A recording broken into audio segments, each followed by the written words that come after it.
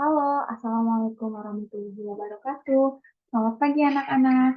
Nah, gimana nih kabarnya hari ini? Semoga semuanya dalam keadaan sehat walafiat ya anak-anak. Nah, sebelum pembelajaran hari ini dimulai, alangkah lebih baiknya kita membaca doa terlebih dahulu. Nah, kepada ketua kelas, tolong untuk dipersiapkan terlebih dahulu ya. Oke, berdoa selesai. Nah, anak-anak, sebelum kita memulai pembelajaran pada hari ini, Ibu ingin tahu terlebih dahulu, adakah di antara kalian yang tidak dapat hadir pada hari ini? Ya, bagus. Alhamdulillahirrahmanirrahim. Hari ini eh, anak-anak hadir semuanya ya. Nah, sebelum memulai pembelajaran selanjutnya, Ibu ingin tahu terlebih dahulu, adakah yang masih ingat minggu lalu kita telah mempelajari mengenai materi apa?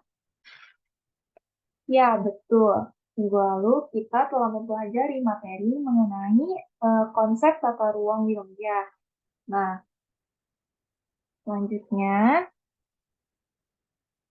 kita akan memasuki pembahasan mengenai interaksi keruangan desa dan kota. Oke, baiklah, kita lanjut ya.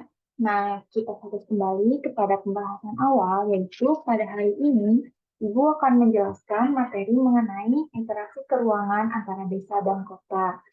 Nah, desa dan kota itu merupakan dua wilayah yang memiliki karakteristik yang berbeda, baik dari kondisi fisik maupun kondisi sosialnya. Nah, pola keruangan antara di desa dengan di kota pun berbeda pula. Nah, kondisi penggunaan tanah di desa itu sebagian besar berupa lahan pertanian. Sedangkan penggunaan tanah di kota itu lebih beragam, yaitu seperti untuk perkantoran, perdagangan, pemukiman, dan perindustrian. Namun, kedua wilayah tersebut itu memiliki hubungan interaksi yang kuat. Tujuannya yaitu adalah untuk memenuhi kebutuhan wilayahnya masing-masing.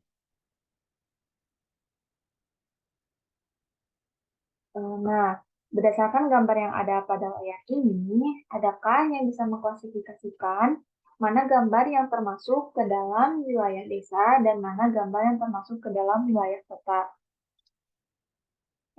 Ya, betul. Pada gambar pertama, yaitu merupakan gambar dari wilayah desa. Mengapa? Karena di desa itu lebih dominannya ke dalam tumbuh-tumbuhan yang masih berwarna hijau. Kemudian gambar yang kedua dan ketiga merupakan wilayah daerah kota. Mengapa? Karena dapat dilihat pada gambar tersebut itu, di gambar 2 dan 3 itu didominasi oleh gambar gedung-gedung tinggi pencakar langit ya. Nah, dan pada gambar 4 dapat kita lihat eh, wilayah tersebut itu merupakan klasifikasi desa. Mengapa? Karena di desa itu masih terdapat banyaknya lahan pertanian yang luas. Nah, untuk lebih lanjutnya, Ibu akan membahas mengenai struktur keruangan serta perkembangan di desa dan kota. Nah, tujuan pembelajaran pada hari ini yaitu setelah mempelajari materi ini, siswa diharapkan mampu menjelaskan struktur ruang serta perkembangan desa dan kota.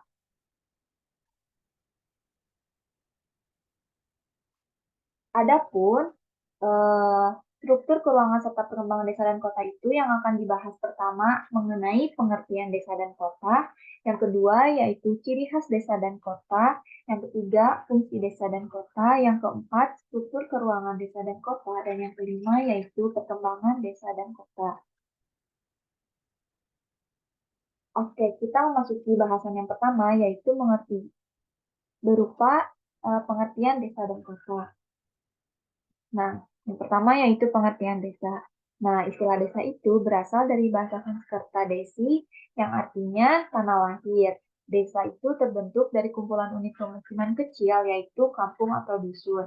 Nah, menurut Undang-Undang Republik Indonesia Nomor 6 Tahun 2014 tentang desa, desa itu adalah kesatuan masyarakat hukum yang memiliki batas wilayah yang berwenang untuk mengatur dan mengurus urusan pemerintahan kepentingan masyarakat setempat berdasarkan prakarsa masyarakat, hak asal-usul dan atau hak tradisional yang diakui dan dihormati dalam sistem pemerintahan negara kesatuan Republik Indonesia.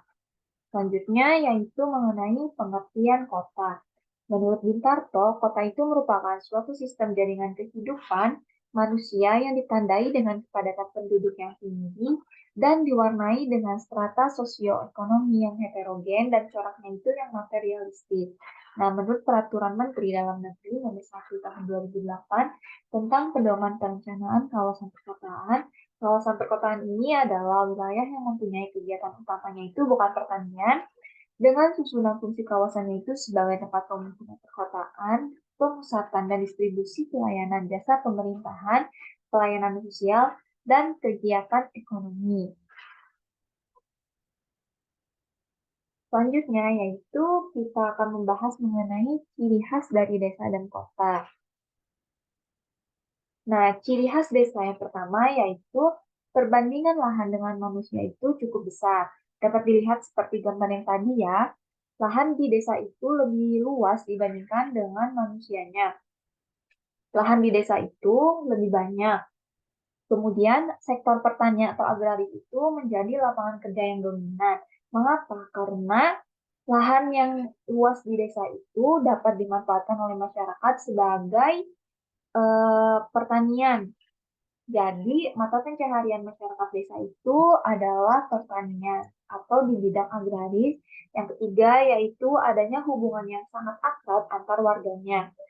Eh, Hubungan yang akrab dengan antar warganya itu salah satunya tetangga dengan tetangga itu pasti mereka saling kenal. Dan apabila mereka keluar, pasti mereka itu akan menyapa satu sama lain.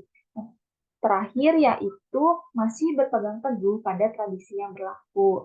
Jadi masyarakat di desa itu mereka masih percaya dengan tradisi-tradisi yang mereka anut. Kemudian yaitu ada ciri khas kota. Nah, ciri khas kota yang pertama yaitu kota memiliki banyak gedung-gedung pencakar langit yang tinggi yang menjulang ke atas. Seperti yang sudah dilihat pada gambar yang tadi ya. Di kota itu terdapat banyak gedung-gedung tinggi pencakar langit. Yang kedua yaitu perekonomiannya itu bersifat non-pertanian. Perekonomiannya didominasi oleh sektor industri. Berbeda halnya dengan yang di desa tadi. Sedangkan di desa itu perekonomiannya itu sektor utamanya adalah pertanian, sedangkan di perkotaan itu non-pertanian. Selanjutnya, masyarakatnya itu individualistis dan materialistis. Berbeda lagi dengan di desa. Di desa itu masyarakatnya itu sangat akrab antar warga, sedangkan di kota itu individualistis. Kemudian yang terakhir, ciri khas kotanya itu adalah sebagian besar masyarakat perkotaan menerapkan kebudayaan yang kebarat-baratan atau westernisasi, yaitu sudah mengikuti zaman ya, mereka itu cenderung lebih mengikuti kebudayaan barat. Selanjutnya yaitu Ibu akan membahas mengenai fungsi dari desa dan kota. Nah, fungsi desa yang pertama yaitu dalam hubungannya dengan kota, desa itu dapat sebagai hinterland atau daerah pendukung. Fungsinya yaitu adalah sebagai penyedia bahan makanan pokok seperti padi, jagung, ketela, dan makanan lainnya seperti sayuran, buah-buahan, dan makanan yang berasal dari hewani. Yang kedua yaitu ditinjau dari segi potensi ekonominya, desa itu berfungsi sebagai lumbung bahan mentah dan tenaga kerja yang produktif. Dan yang ketiga yaitu dari segi kegiatan kerja, desa itu dapat berfungsi sebagai desa agraris, manufaktur, industri nelayan, dan sebagainya. Kemudian yaitu fungsi kota. Fungsi kota yang pertama yaitu kota memiliki fungsi budaya. Kota itu menjadi tempat permanen yang pertama untuk lembaga-lembaga kebudayaan. Yang kedua yaitu kota memiliki fungsi administratif. Fungsi ini itu mengacu pada kegiatan yang dipusatkan di kota untuk mengatur wilayah di sekitarnya. Dan fungsi kota yang ketiga yaitu kota memiliki fungsi ekonomi. Fungsi ini itu berkaitan dengan berbagai kegiatan ekonomi seperti industri dan perdagangan. Selanjutnya, yaitu kita akan memasuki pembahasan mengenai struktur keuangan desa dan kota. Nah, struktur keuangan desa menurut Bintarto yaitu ada 6. Yang pertama yaitu ada pola persebaran desa memanjang jalan. Nah, pola ini itu terbentuk dengan tujuan agar pemukiman penduduk itu dekat dengan sarana transportasi. Yang kedua yaitu ada pola persebaran desa memanjang sungai. Nah, pemukiman penduduk ini terletak di kanan dan kiri sungai.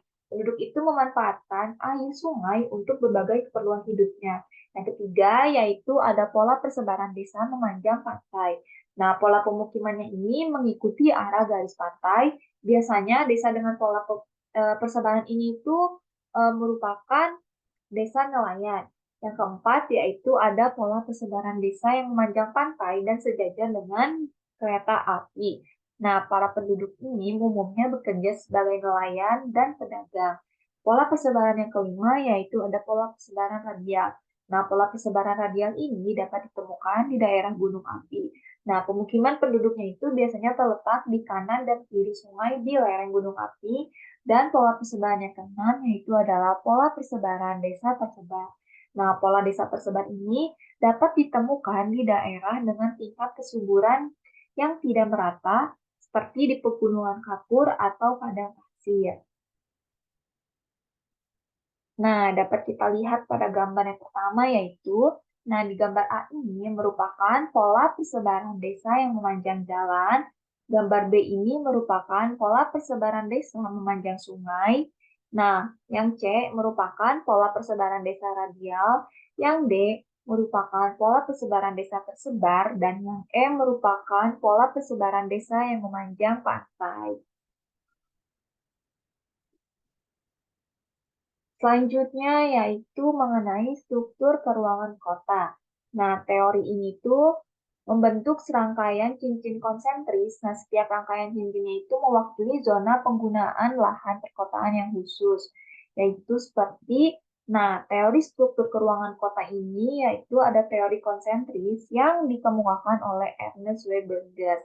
Nah, seperti pada gambar yang di layar ini ya, dapat dilihat ada gambar hijau itu merupakan cincin konsentris. Nah, pada serangkaian cincin konsentris ini terdapat zona-zona yang dapat diklasifikasikan. Yang pertama yaitu ada zona pusat daerah kegiatan atau Central Business District. Nah, yang kedua yaitu ada zona peralihan yang merupakan eh, zona perdagangan yang beralih ke pemukiman. Nah, zona peralihan ini disebut juga sebagai zona transisi. Yang ketiga yaitu ada zona pemukiman kelas proletar. Nah, pada zona ini perumahannya itu sedikit lebih baik karena dihuni oleh para pekerja yang berpenghasilan kecil atau buruh dan karyawan kelas bawah. Yang keempat yaitu ada zona pemukiman kelas menengah. Nah, pada zona ini itu merupakan kompleks perumahan para karyawan kelas menengah yang memiliki keahlian tertentu, dan pada zona yang kelima yaitu ada zona pengaju atau disebut juga sebagai commuters. Nah, merupakan daerah yang memasuki daerah belakang atau hinterland yang merupakan batas dari desa dan kota. Selanjutnya yaitu kita memasuki pada pengembangan desa dan kota. Nah, yang pertama yaitu Ibu akan menjelaskan mengenai perkembangan desa. Desa itu terbagi ke dalam tiga, yaitu ada desa swadaya, desa swakarya, dan desa swasembada. Nah, desa swadaya ini atau desa tradisional, penduduknya itu masih sangat terikat dengan adat istiadat, mata pencaharian penduduknya itu tidak bervariasi dan hanya cukup untuk memenuhi kebutuhan primernya saja. Masyarakat itu jarang, bahkan tidak sama sekali berhubungan dengan masyarakat luar, disebut juga sebagai desa terbelakang. Yang kedua yaitu ada desa swakarya atau desa yang sedang berkembang. Masyarakatnya itu sudah tidak begitu terikat dengan adat istiadat, pengaruh dari luarnya itu sudah mulai masuk ke desa karena penduduknya itu sudah berinteraksi dengan masyarakat luar. Nah, mata pencaharian penduduknya itu sudah merambah pada sektor sekunder, disebut juga sebagai desa yang sedang berkembang atau desa transisi.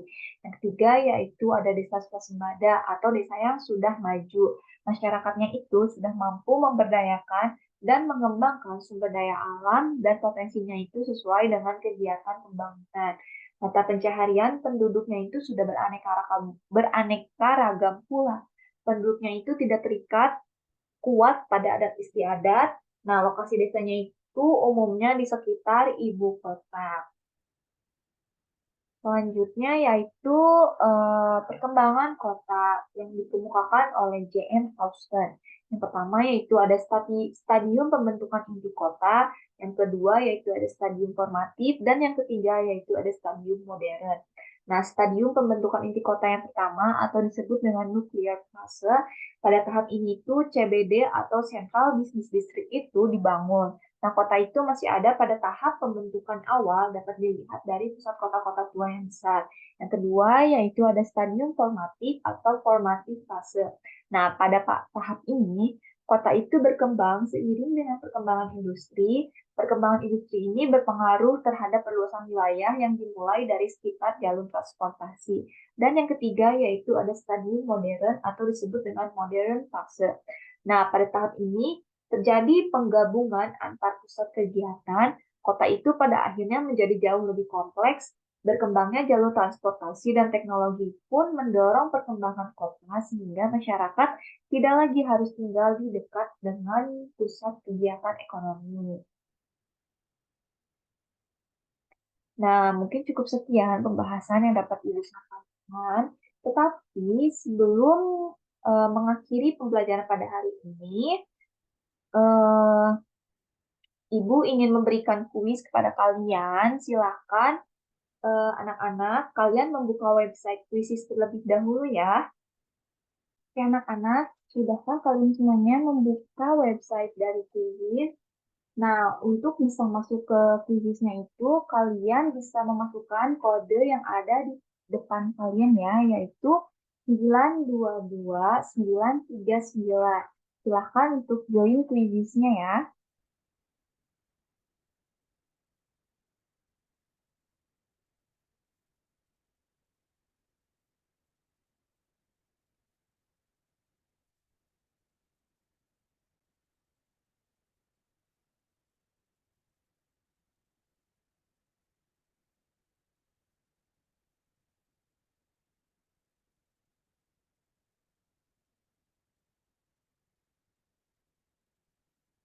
Oke, karena sudah join, mari kita mulai kuisisnya ya. Oke, 1, 2, 3.